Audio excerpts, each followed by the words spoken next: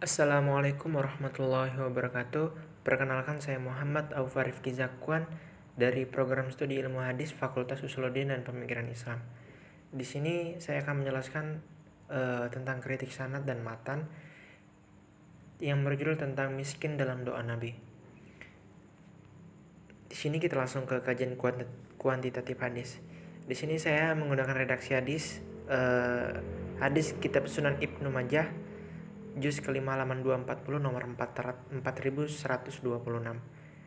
Di sini artinya telah menceritakan kepada kami Abu Bakar bin Abu Sya'bah bin Abdullah bin Said, keduanya berkata, telah menceritakan kepada kami Abu Khalid Al-Ahmar dari Yazid bin Sunan dari Abu Al-Mubarak dari Ata dari Abu Sa'id Al-Khudri, dia berkata, cintailah oleh kalian kaum fakir miskin, karena sesungguhnya aku pernah mendengar Rasulullah SAW bersabda dalam doanya, Ya Allah, wahai Rabbku, hidupkanlah aku dalam keadaan miskin, dan matikanlah aku dalam keadaan miskin, serta kumpulkanlah aku dalam keadaan miskin. Kemudian kita lanjut ke bagian takhrij hadis. Di sini takhrij hadis adalah langkah awal untuk melakukan penelitian hadis.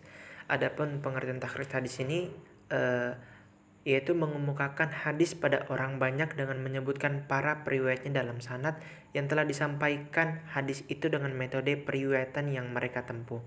Adapun tujuan dari takhrij ini adalah untuk mengetahui ekstensi suatu hadis, apakah hadis ini memang benar ingin diteliti terdapat dalam buku-buku atau tidak, mengetahui ada beberapa tempat hadis tersebut dengan sanad yang berbeda di dalam suatu buku hadis atau dalam buku induk hadis.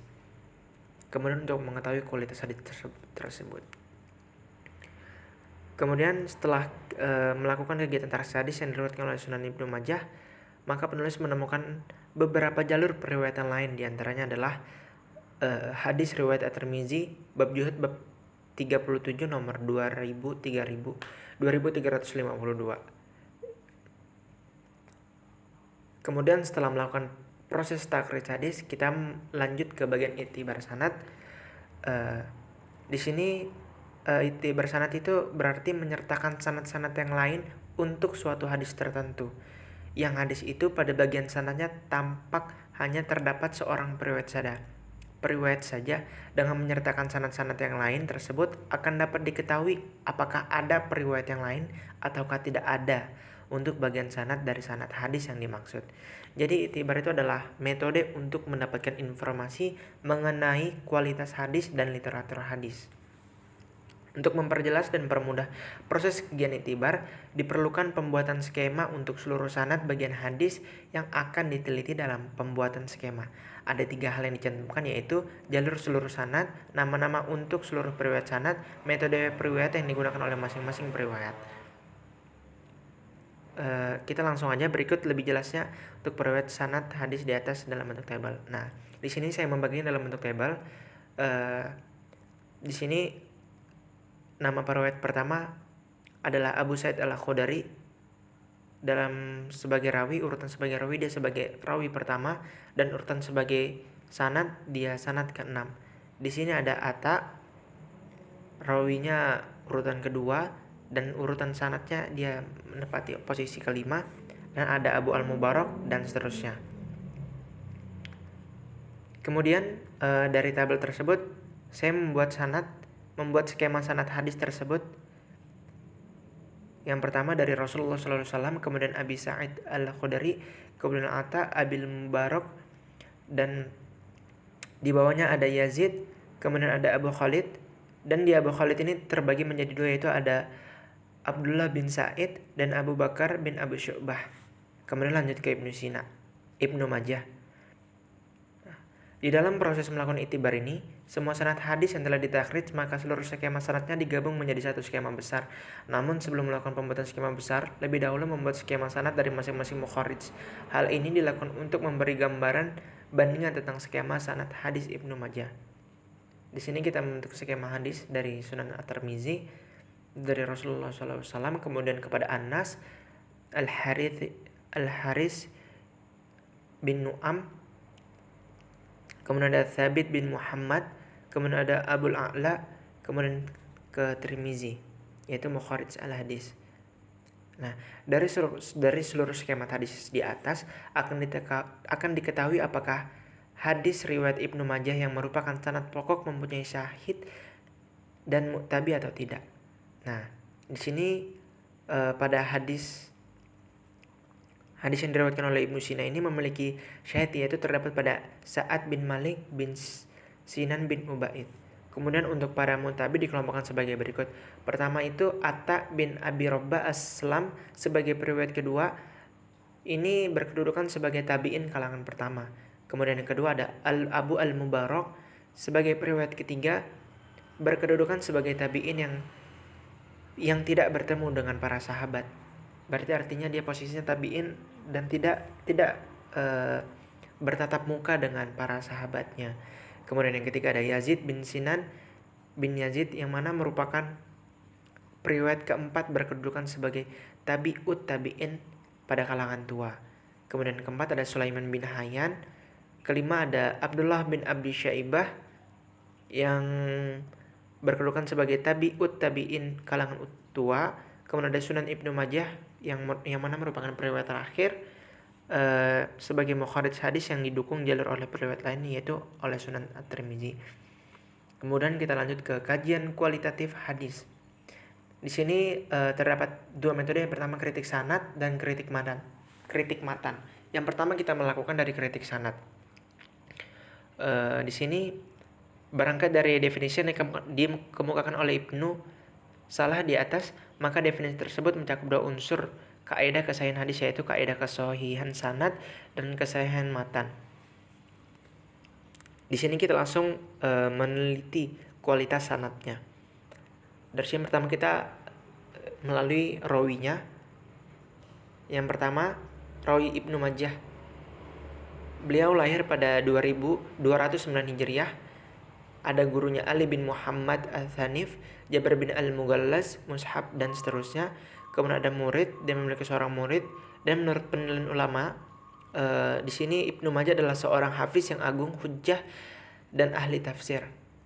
Kemudian Al-Mizzi juga menuturkan bahwa Ibnu Majah adalah seorang hafiz, pemilik kitab As-Sunan, dan beberapa hasil karya yang bermanfaat.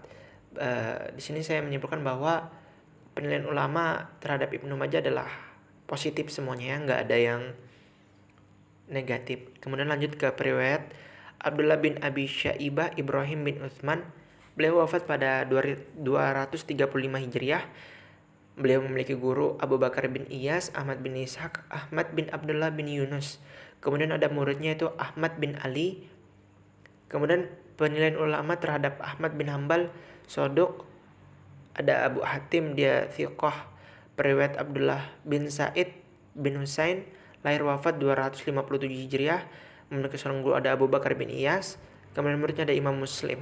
Kemudian penilaian ulama terhadap ini, periwayat tersebut adalah Laisa bin Ba'as, yaitu ada thiqah oleh Abu Hatim, An-Nasai Sodok.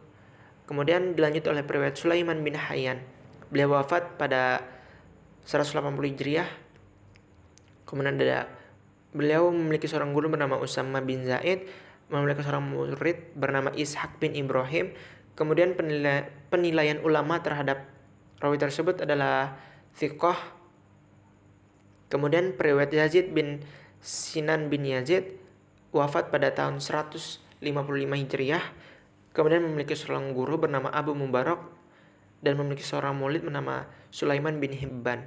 Penilaian ulama terhadap ini adalah Ahmad bin Hanbal adalah dhaif. Kemudian Ibnu Madini dhaiful hadis, Yahya bin Ma'in laisa bisya. Kemudian dilanjut periwayatan Abu Al-Mubarak. Di sini lahirnya atau wafatnya tidak diketahui. Beliau memiliki seorang guru bernama Atta bin Abi Robbah Aslam. Kemudian memiliki seorang murid bernama Yazid bin Sinan. Penilaian ulama At-Tirmizi di sini majhul. Ibnu Hibban disebutkan dalam Athiqat. Abu Hatim merupai majhul. Kemudian dilanjut oleh Abu Sa'id Al-Khudri. Beliau wafat pada tahun 74 Hijriah. Sebelumnya di sini ada periwayat Atta bin Abi Robbah Aslam, lahir atau wafat pada 114 Hijriah. Kemudian memiliki seorang guru bernama Jabir bin Abi Thabit. Kemudian memiliki seorang murid bernama Abu Al-Mubarak. penilaian ulamanya juga thiqah. Kemudian dilanjut oleh Abu Sa'id Al-Khudri, wafat pada 74 Hijriah. Beliau memiliki seorang guru, Muawiyah bin Abi Sufyan, kemudian muridnya Ibrahim bin Yazid, dan penilaian ulama adalah sahabat. Nah, kemudian di sini kita melanjutkan ke analisis ketersambungan sanad. Di dalam sini saya membentuk tabel. Pertama ada Ibnu Majah. Di sini selisih tahun atau wafatnya 38 tahun dengan Abu Bakar bin Abi Sya'bah dan 26 tahun dengan Abdullah bin Sa'id. Hubungan dan sigotahmul wada antara Ibnu Majah dengan Abdullah bin Sa'id terjalin hubungan antara guru dan murid, dan kemungkinan mereka bertemu. Kemudian sedangkan dengan Ibnu Majah, Abdullah bin Abu Bakar bin Abi Sya'id, mereka tidak menjalin hubungan antar guru, akan tetapi kemungkinan mereka ini bertemu. Kemudian lanjut, Abu Bakar bin Abi Syaibah 46 tahun berselisih 46 tahun dengan Sulaiman. Kemudian Abdullah bin Sa'id berselisih 68 tahun dengan Sulaiman. Hubungan Sulaiman Abdullah bin Sa'id, hubungan guru antara murid. Sigotnya ada sanah, dan kemungkinan beliau bertemu. Dilanjut dengan Sulaiman bin Hayyan 34 tahun dengan Yazid. Mereka bertemu dan tidak memiliki hubungan guru ataupun murid, guru, bapak ataupun anak. Dan kemudian lanjut dengan Yazid bin Sinan bin Yazid. Selisih umurnya tidak diketahui karena Abu Al-Mubarak. Kemudian Yazid bin Sinan ini memiliki hubungan guru dan murid antara Abu Al-Mubarak. Sigotnya an, dan mereka bertemu. Kemudian Abu Al-Mubarak selisih umur dengan Atta tidak diketahui karena lahirnya atau wafatnya tidak diketahui, dan beliau ini bertemu. Hubungannya adalah guru dan murid. Kemudian Atta bin Abi Robbah Aslam 40 tahun dengan Abu Sa'id, hubungannya guru dan murid. Sigotnya an, dan beliau bertemu keterangannya. Dan kemudian Abu Sa'id Al-Khudri merupakan sahabat Rasulullah SAW. Kemudian kita lanjut pada penelitian, meneliti kemungkinan adanya sad dan ilat. Di sini kita melihat apakah dari hadis tersebut memiliki kecacatan atau kejanggalan. Kemudian setelah menganalisis beberapa uji kualitas periwayat pada jalur Ibnu Majah, rata-rata periwayatnya ini semua dinilai baik, kecuali pada Yazid bin Sinan bin Yazid yang dinilai kurang baik karena tadi terdapat kecacatan dari rawi yang Yazid bin Sinan bin Yazid, sehingga ini mempengaruhi kualitas sanad hadis yang ada.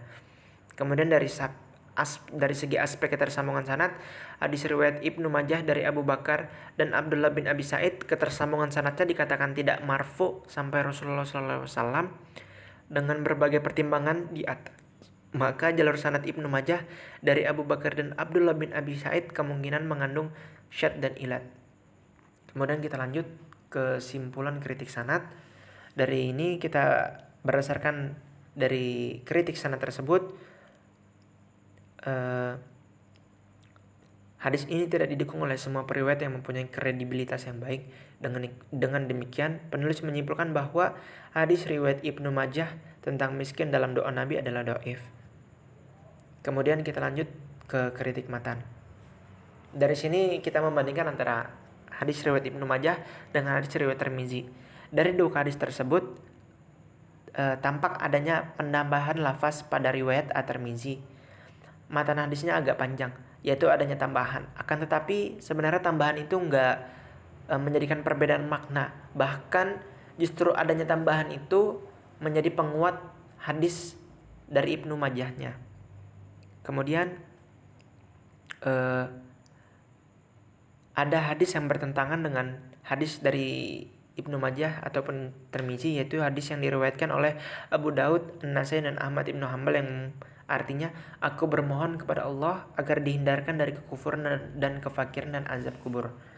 Ini sangat bertentangan. Sedangkan yang mana hadis yang diriwayatkan Ibnu Majah dan Tirmizi itu memohon untuk menjadi seorang miskin, sedangkan yang di sini menjadi memohon agar dihindarkan dari kekufuran dan kefakiran dan azab kubur. Nah, secara tegas sebenarnya di sini menyatakan bahwa dalam hadis riwayat Ibnu Majah disebutkan bahwa Nabi SAW bermohon kepada Allah agar dihidupkan dalam keadaan miskin. Nah, di sini menurut Yusuf Qaradawi bahwa yang dimaksudkan dengan menjadi orang miskin pada hadis di atas tidak lain adalah tawadu, merendah dan tunduk, tidak sombong dan congkak. Dan kalau kita melihat ke arah sejarah, memang seperti itulah Rasulullah SAW menjalani hidup. Amat jauh dari cara hidup orang-orang takabur, termasuk dalam sikap dan bentuk lahiriahnya. Duduk beliau seperti duduknya para budak dan fakir miskin.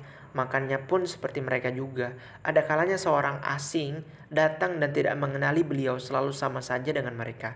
Tak ada sedikit pun keistimewaan yang membedakan dengan mereka di rumah. Bahkan di rumah beliau ada kalanya menjahit alas sendal dengan tangannya sendiri, kemudian juga menambal bajunya, memerah susu kambing, dan ikut menggiling gandum bersama-sama para pembantu rumahnya. Nah, dari sini kita bisa mengambil kesimpulan bahwa sebenarnya konteks miskin yang dimaksud dalam hadis yang diriwayatkan oleh Ibnu Majah dan At-Tirmizi itu bukanlah miskin dalam keadaan materi, tetapi miskin dalam keadaan kita tuh tawadu, kita tuh rendah diri, dan kita tidak menyombongkan diri kita.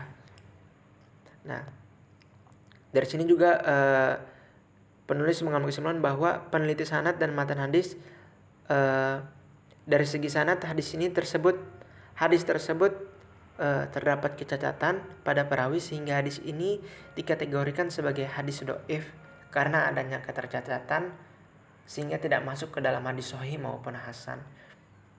Kemudian dari segi matan, makna kata miskin ini yang dimaksud adalah berperilaku rendah diri, tenang, dan tidak menyombongkan diri, dan serta selalu taat kepada perintah Allah Subhanahu wa taala. Mungkin kurang lebih ini yang bisa saya sampaikan. Mungkin banyak terdapat kesalahan karena saya juga manusia, mohon koreksinya. Mungkin cukup sekian, kurang lebihnya mohon maaf. Assalamualaikum warahmatullahi wabarakatuh.